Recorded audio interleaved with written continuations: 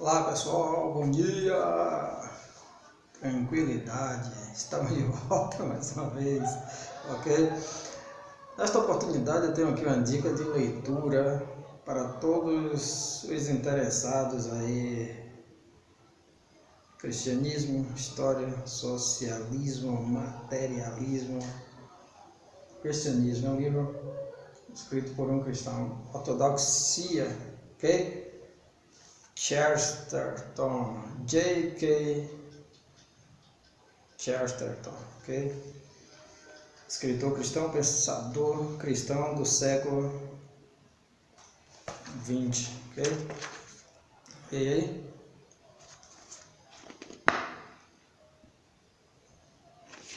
E a apresentação começa já ao contar sua jornada espiritual. J.K. Chesterton faz saber a inteligência europeia da primeira metade do século XX que o socialismo, veja bem, um livro para os nossos dias, que o socialismo, o relativismo, o materialismo e o ceticismo estavam longe, e ainda está, é claro, de responder às questões existenciais mais profundas. E quando questionado sobre as aparentes contradições da fé cristã, no caso, Chesterton era um mestre em valer-se do paradoxo para apresentar a simplicidade do senso comum. Seu jeito despojado, seu estilo incisivo, a facilidade de rir de si mesmo tornaram célebres seus debates da época, como George Bernard Shaw, A.J. Wells, Bertrand Russell e Clarence Darrow. 100 anos depois, este livro aqui, Ortodoxia, é um clássico da literatura que merece e deve ser revisitado, ok? Ortodoxia, é assim mesmo que se lê? Ou é ortodoxia? Não é, porque não tem acento no O, ok? Então é um livro para os nossos dias, então todo cristão deveria ter um exemplar desse. Todo estudioso da Bíblia, né? Melhor dizendo, certo? Ok? Seu jeito desposado, seu estilo incisivo, a facilidade de rir de si mesmo tornaram célebres seus debates com intelectuais da época, como George Bernard Shaw, Bertrand Russell, Clarence Darrow, A.J. Wells, certo? E quando questionado sobre as aparentes contradições da fé cristã, Chesterton era um mestre em valer-se do paradoxo para apresentar a simplicidade do senso comum, certo? Um colega meu, certa vez, falou que não gostava muito de ler livro de filósofos, porque em uma página ou um capítulo ele dizia uma coisa e no próximo parecia que estava desdizendo o que disse anteriormente. E às vezes é assim que a gente se sente, certo? Nós lemos uma frase, um parágrafo, um capítulo, e já no seguinte a gente tem a impressão que o camarada está dizendo totalmente o contrário. Então, isso aqui é como diz aqui, o aparente paradoxo, certo? Quando questionado sobre as aparentes contradições da fé, certo? São esses paradoxos, certo? Chesterton era um mestre em valer-se do paradoxo para apresentar a simplicidade do senso comum. Então, é um livro que aguça a nossa inteligência, certo? E nós precisamos ler esses livros porque nos força a pensar, nos obriga a pensar, nos obriga a exercitar, certo? A nossa mente, os nossos neurônios mentais, cerebrais, certo? E assim nós fazemos esse exercício no nosso cérebro, que é a coisa que nós precisamos aprender a pensar, ter senso crítico, certo? E aqui na página 30, ele diz o seguinte: a imaginação não gera insanidade.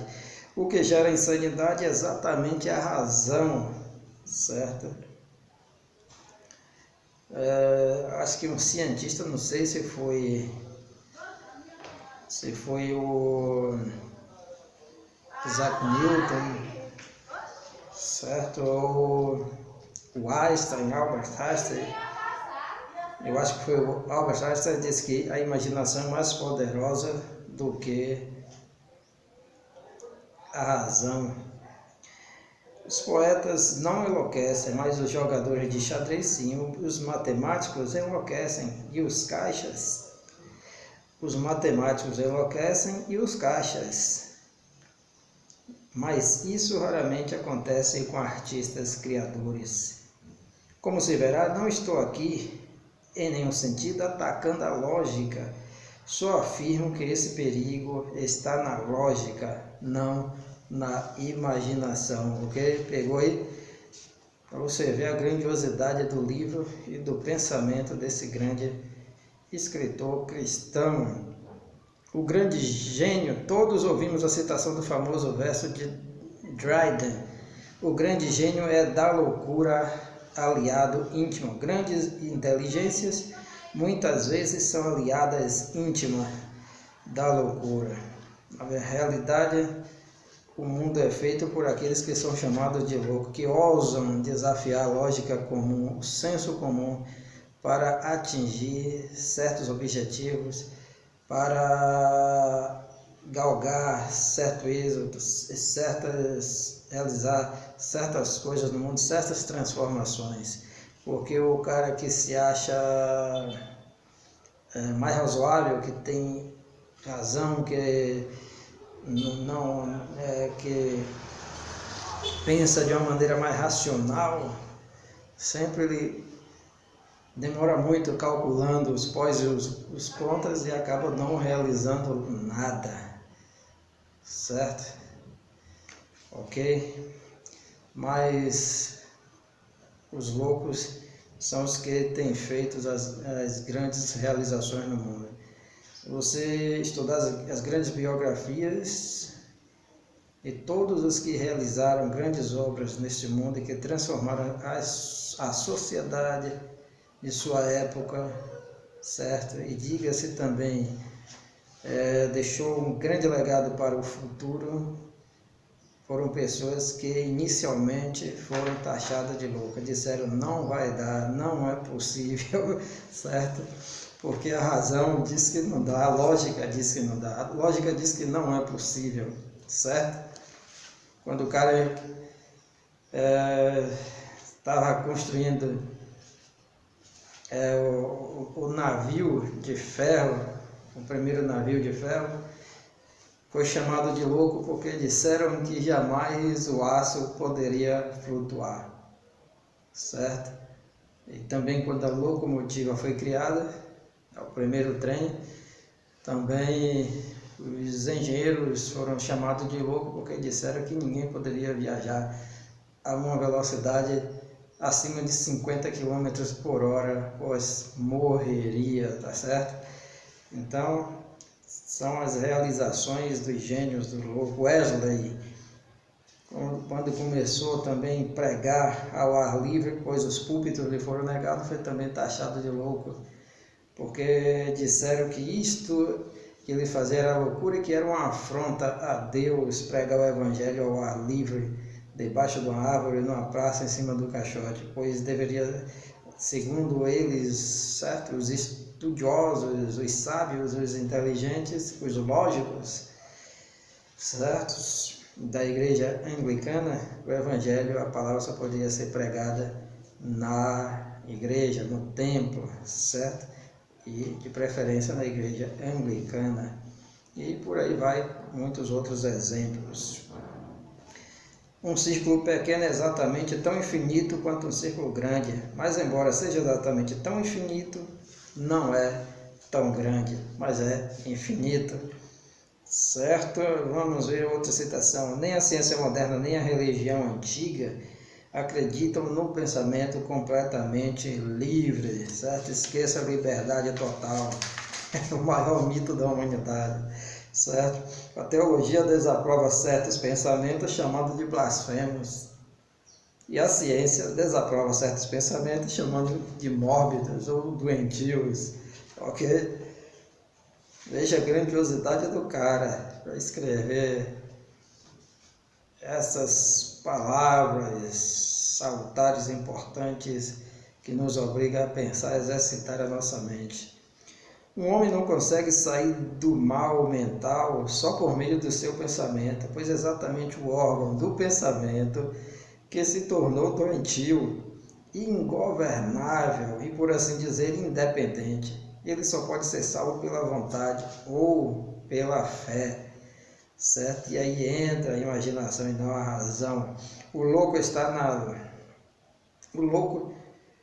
na limpa e bem iluminada prisão de uma ideia só, entendeu? É afiado num doloroso ponto, certo? Veja a questão de Wesley, a questão de Lutero, certo? A questão dos tradutores da Bíblia para inglês, querendo dar uma Bíblia ao povo, foram todos taxados de louco, mas se mantiveram ali no seu pensamento. Uma ideia só. Está desprovido de sadia hesitação e sadia complexidade. Outro pensamento, outra citação aqui. São universais apenas no sentido de que tomam uma explicação superficial e a levam muito longe. Eu marquei aqui várias coisas que não vai dar para ler, certo? E somente para dar uma ideia do livro, do pensamento desse grande escritor cristão. Um cristão só é limitado no mesmo sentido em que um ateu é limitado. Ele não pode pensar que o cristianismo é falso e continuar sendo cristão. E o ateu não pode considerar que o ateísmo é falso e continuar sendo ateu. Ok?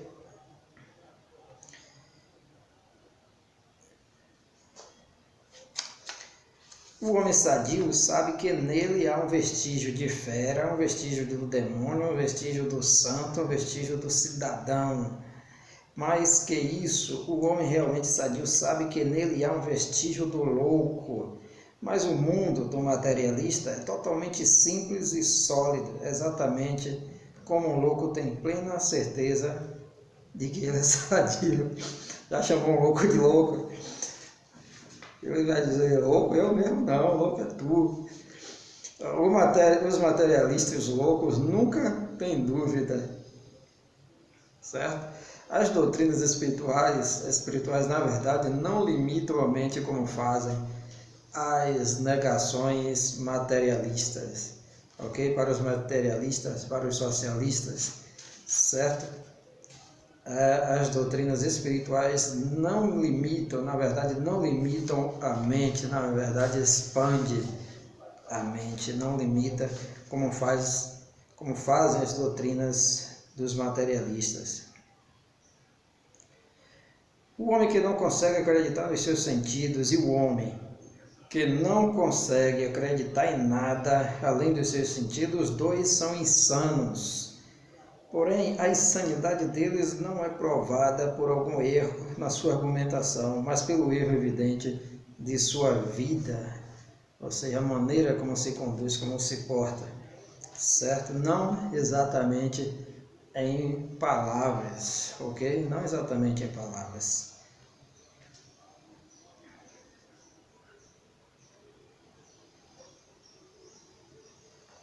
Vamos ver aqui outra citação. O cristão permite que o livre-arbítrio continue sendo um mistério sagrado, mas por causa disso, sua relação com a empregada assume uma claridade cintilante e cristalina. Entendeu? O budismo é centrípeto, mas o cristianismo é centrífugo, ou seja, ele se propaga, certo? Jesus disse, vinde e ide. Ok? Entendeu?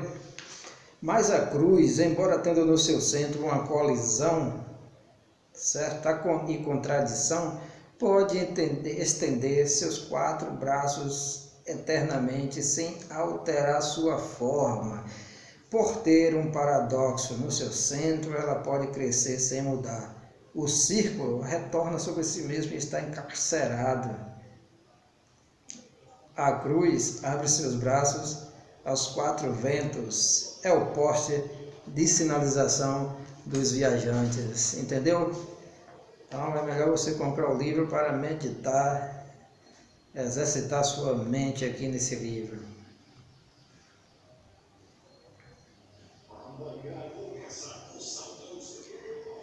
A lua é a mãe dos lunáticos, ela deu a todos eles o seu nome. Assim, alguns cientistas se preocupam com a verdade e a verdade deles é impiedosa. Certo? É isso e é isso mesmo. Quem não acreditar que é assim é ignorante, é burro, é idiota, é gentinha, é analfabeto, entendeu? Assim, alguns humanitários se preocupam apenas com a piedade, e a piedade deles, lamento dizer, é muitas vezes falsa. Preocupar-se apenas com a piedade, certo? Satisfazer somente o físico da pessoa, não se preocupar com o seu todo, com o seu espírito, com sua alma. É o que eu entendi, certo? É como eu disse, o camarada é um filósofo cristão, certo? É o defensor do cristianismo e tem um pensamento muito elevado, muito mais do que o meu, de qualquer outra pessoa comum, como eu sou uma pessoa comum, de mente comum. Ele tem a estranha ideia de que tornará mais fácil o perdão dos pecados, dizendo que não há pecados a perdoar. Aqui nós precisamos ler um pouco mais adiante, anteriormente. Por exemplo, o senhor Blatchford ataca o cristianismo porque ele está louco e se fixa numa única virtude cristã, a meramente mística e quase irracional virtude da caridade. Ele tem a estranha ideia de que tornará mais fácil o perdão dos pecados, dizendo que não há pecados a perdoar.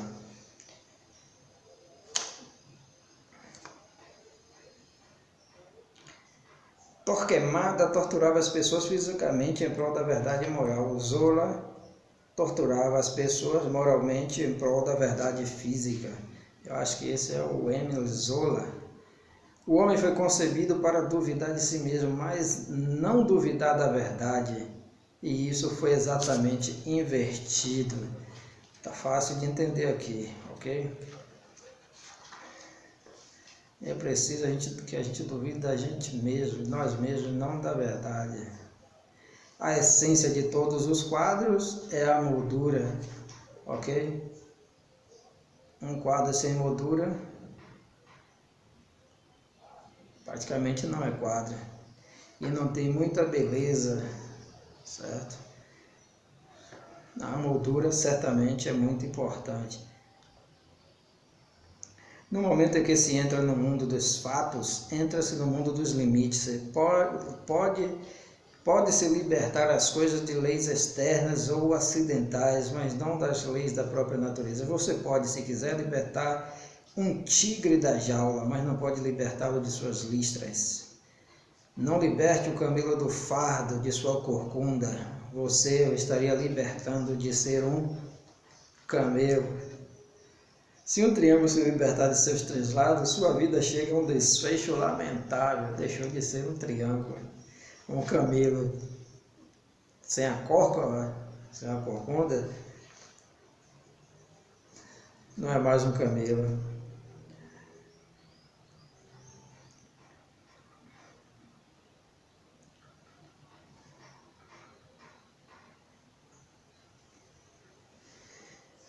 Tenho certeza de que se triângulos algumas vezes foram amados, eles foram exatamente por ser triângulos.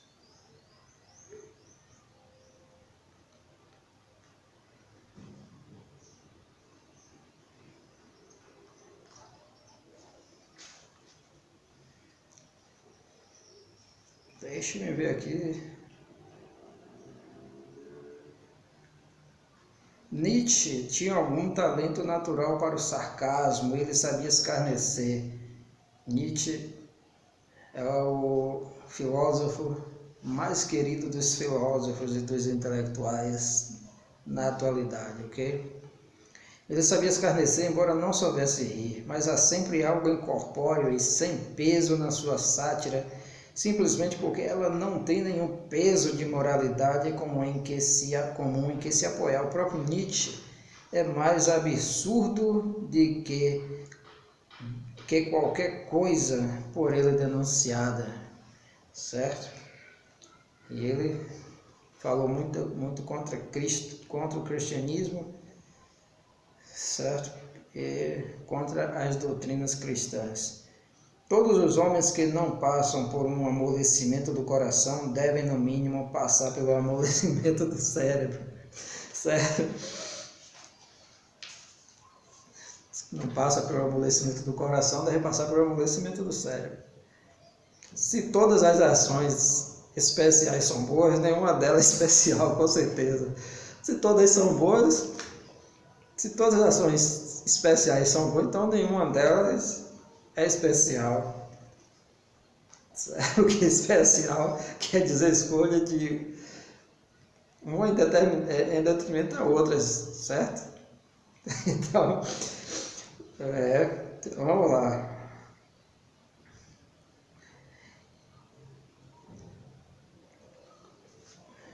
Pelo fato de não conseguirmos acreditar no que um santo fez, devemos fingir que sabemos exatamente o que ele sentiu. Mas não estou mencionando nenhum desses dois livros para criticar, eu só o faço porque a combinação acidental dos nomes evocou duas surpreendentes imagens de sanidade que implodiram todos os livros diante de mim. Joana d'Arc não ficou parada na encruzilhada, veja bem, nem rejeitando todos os caminhos como Tolstói, nem aceitando-os a todos como Nietzsche.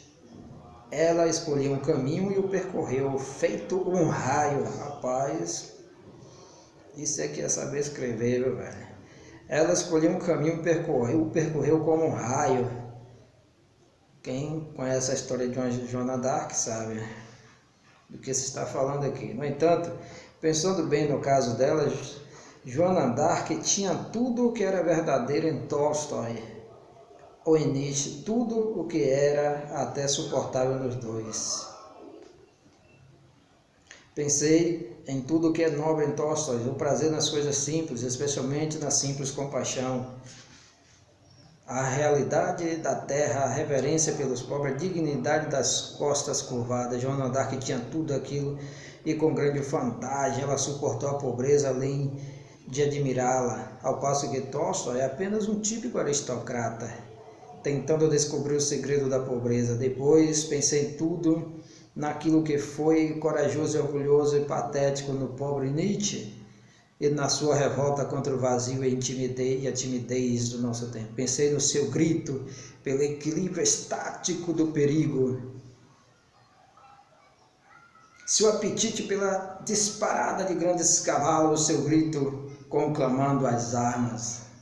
Tem um detalhe, esse camarada apenas só escreveram, só pensaram, Joana d'Arc agiu. Bem, Joana d'Arc tinha tudo aquilo, e mais uma vez com a diferença, ela não elogiou a luta, ela lutou. Sabemos que ela não temia um exército, enquanto Nietzsche, coitado de Nietzsche, por tudo que sabemos, tinha medo de uma vaca. Tolstói elogiou os camponeses, ela foi a camponesa. Nietzsche apenas elogiou o guerreiro, ela foi a guerreira.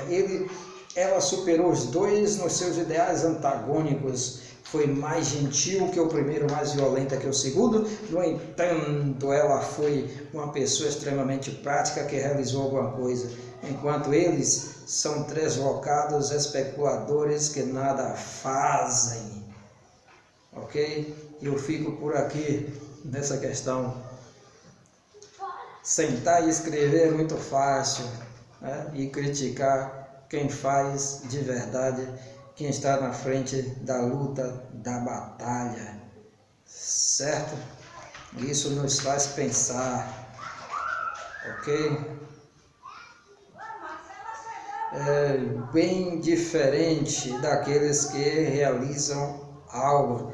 Mais uma coisa que é importante, veja bem, os antigos gregos votavam com pedras. Nossos conselhos votarão com pedras tumulares. Os gregos votavam com pedra. Existia pedra branca, pedra preta, para sim e para não. Basicamente, hoje, do jeito que está a disputa acirrada por poder, é o que ele quer dizer, se vota mais com pedra tumulares, certo?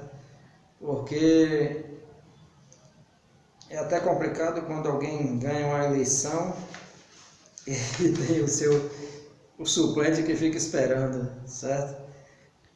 Que muitas vezes o camarada que assumiu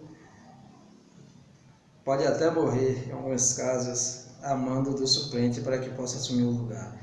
E em outros casos. Então é isso que o nosso escritor aqui quer dizer. Vota-se hoje com pedras tumulares, certo? A anarquia era um mal porque punha a santidade em risco. Interessante esta citação. Roma não foi amada por ser grande, ela foi grande por ser amada, certo?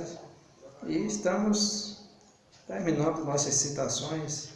Senão isso aqui vai ficar muito grande. Será que o homem comum é capaz de odiar o mundo o bastante para mudá-lo?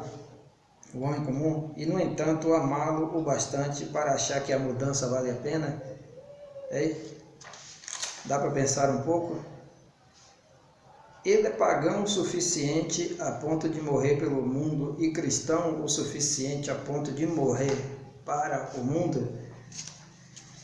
Quando alguém se enforca, a respeito do suicídio aqui, quando alguém se enforca numa árvore, as folhas poderiam cair de raiva e os pássaros fugir em fúria, pois cada um deles a receber uma afronta direta. Então aqui é uma palavra sobre suicídio.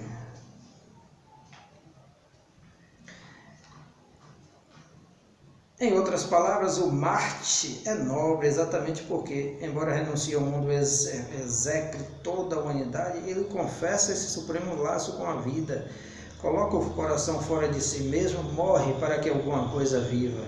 O suicida é ignóbil porque não tem esse vínculo com a existência, ele é meramente um destruidor. Espiritualmente, ele destrói o universo. Palavras do nosso escritor aqui. Os primeiros mártires cristãos falavam de morte com uma alegria horrível, morriam alegremente, certo? Mas não negavam a fé. O cristianismo foi acusado de ser ao mesmo tempo otimista demais sobre o universo e pessimista demais acerca do mundo.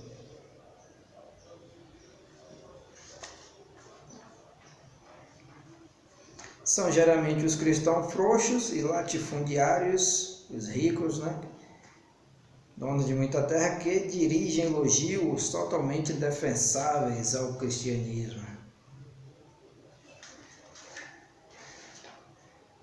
Dentre todas as religiões horríveis, a mais horrível é a adoração do Deus interior. Isso está muito em voga hoje em dia, certo? O cristianismo veio ao mundo, acima de tudo, para afirmar com veemência que o homem não só não devia olhar para dentro, mas devia olhar para fora, contemplar com assombro e entusiasmo uma companhia divina e um capitão divino. O único prazer de ser cristão era que o homem não ficava sozinho com a luz interior, mas definitivamente reconhecia uma luz exterior, bem como o sol, clara como a lua, formidável como um exército com bandeiras. Isso aqui deve ser, parece que foi tirado de Cantares, A mera busca da saúde sempre conduz a algo doentio. A natureza física não deve ser transformada num objeto direto da obediência, ela deve ser desfrutada, não adorada, certo? Por ser a sexualidade sadia, não podemos enlouquecer por ela, certo? O mero otimismo atingia seu final insano e apropriado. A teoria de que tudo era bom tornara-se uma orgia geral de tudo que era ruim.